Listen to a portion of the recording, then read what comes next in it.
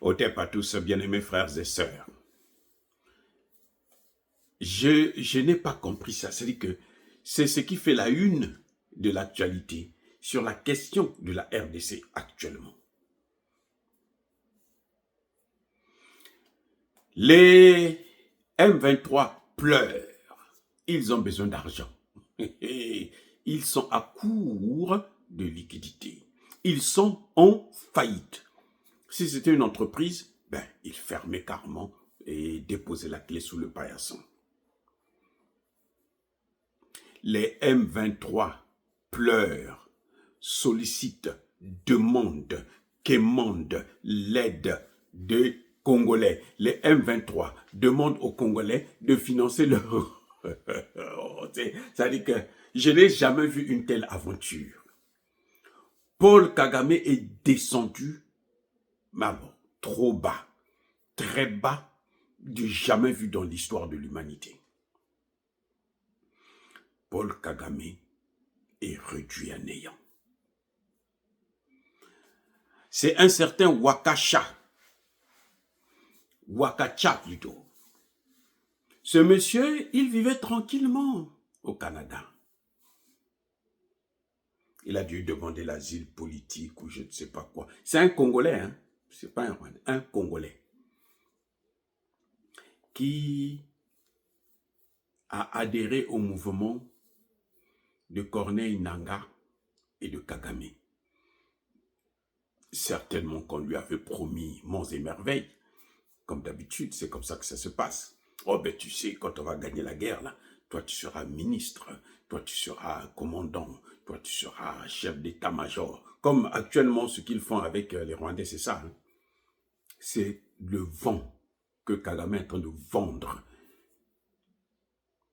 aux milices rwandaises qui sont sur le sol congolais. Ce n'est pas une armée, c'est une milice.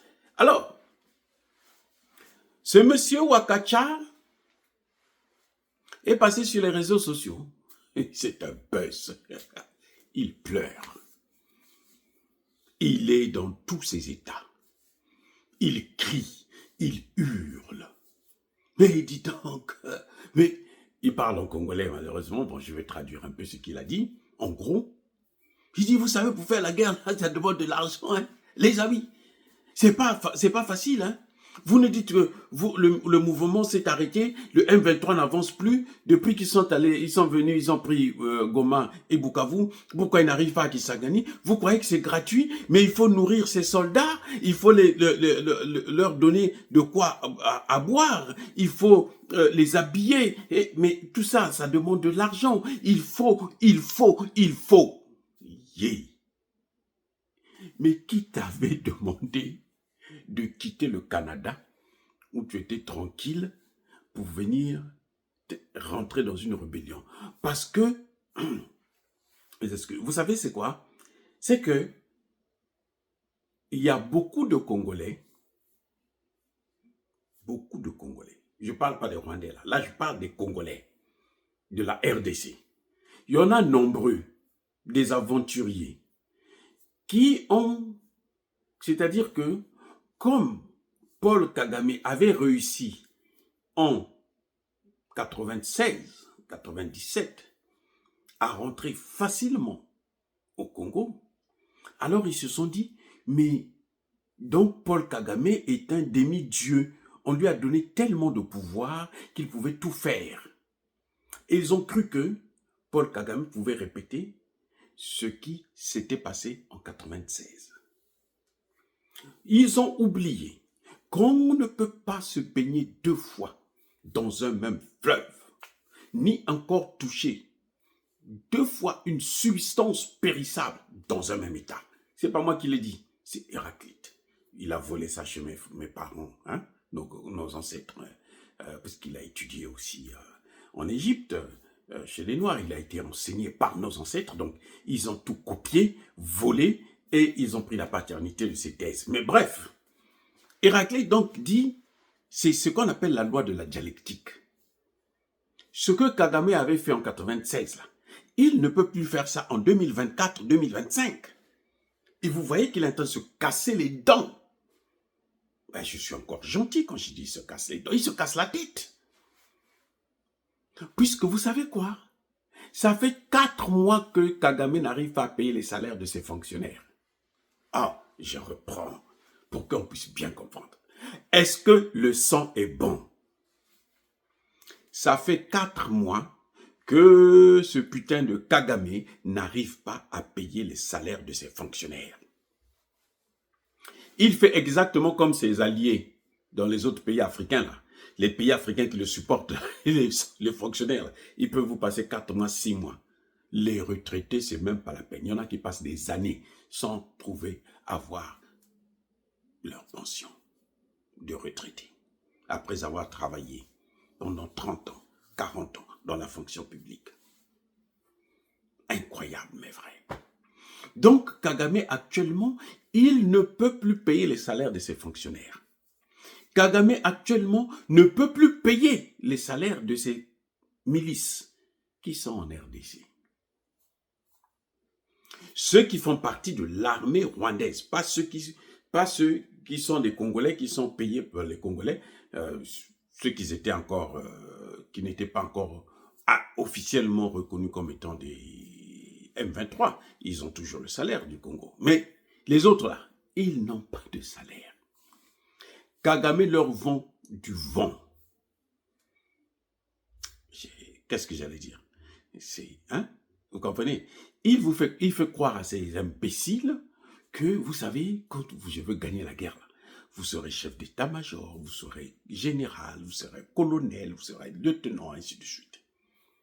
Et les autres, ils se battent pour ça. Ils oublient qu'on n'est plus en 1996. En 1996, qu'est-ce qui s'est passé? Pour déstabiliser Mobutu, pour le chasser du pouvoir, Kabila, qui était venu dans les valises de Paul Kagame, était populaire parce que Mobutu était impopulaire. C'est la loi de la dialectique. Le nouveau doit remplacer l'ancien. Quand il y a un nouveau qui arrive, parce que vous avez abusé de votre pouvoir, eh bien c'est clair que vous n'allez pas tenir. Il va vous déloger. Il va vous détrôner. Et oui. Mobutu a tellement fait du mal aux Congolais que personne ne voulait encore le voir. Et il y a beaucoup de chefs d'État en Afrique là qui sont dans cette situation. Personne ne veut le voir. La moindre rébellion les fait partir. La moindre rébellion. Ils sont nombreux en Afrique, surtout en Afrique centrale, c'est même pas la peine. Parce qu'ils ont déçu, parce qu'ils ont abusé et surabusé de leur pouvoir.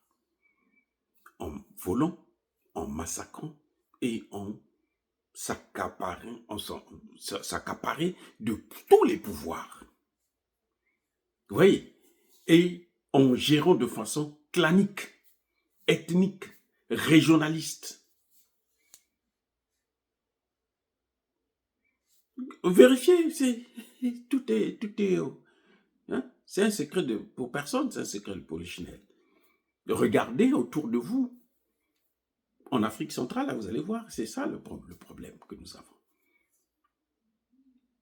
Donc, M. Wakasha, il quitte le Canada, dont l'espoir d'être désormais un grand homme, un futur ministre, un futur gouverneur, avec tous les avantages qui vont avec.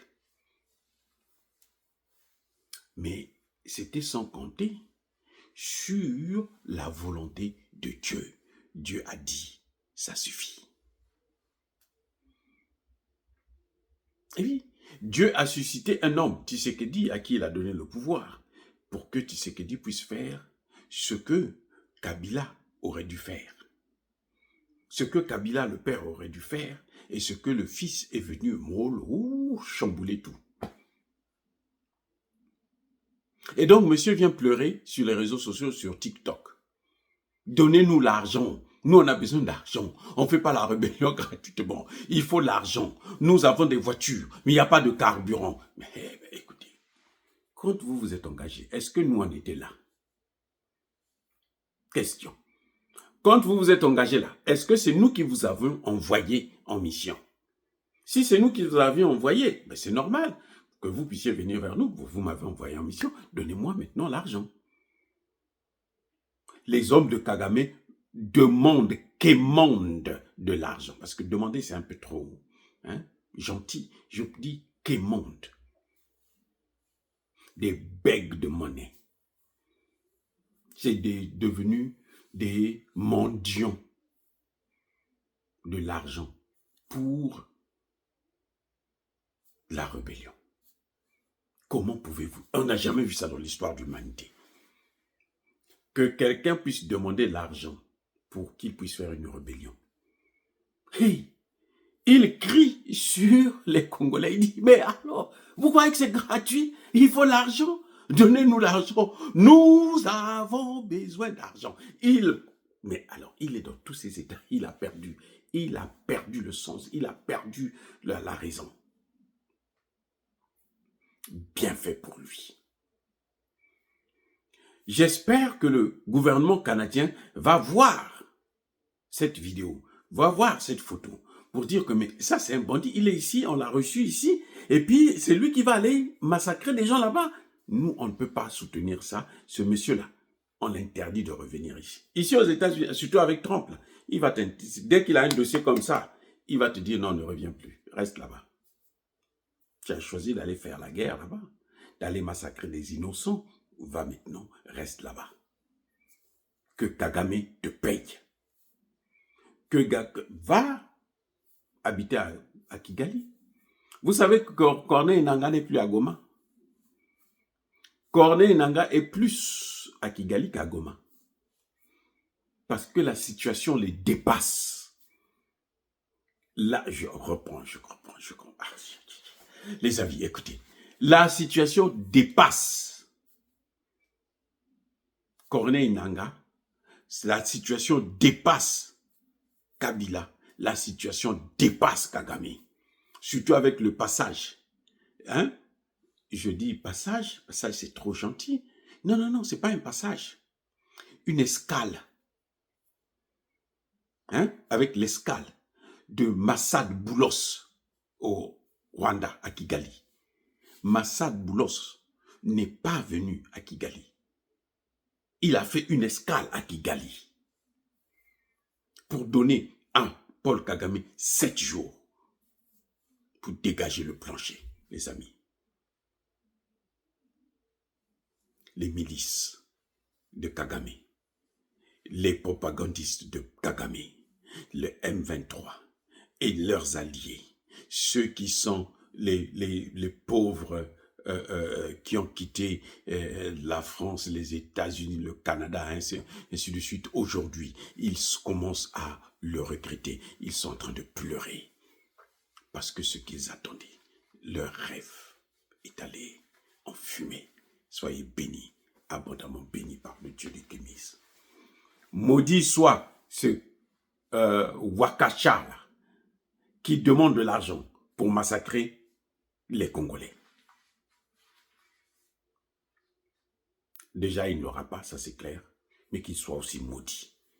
Les amis, que Dieu vous bénisse.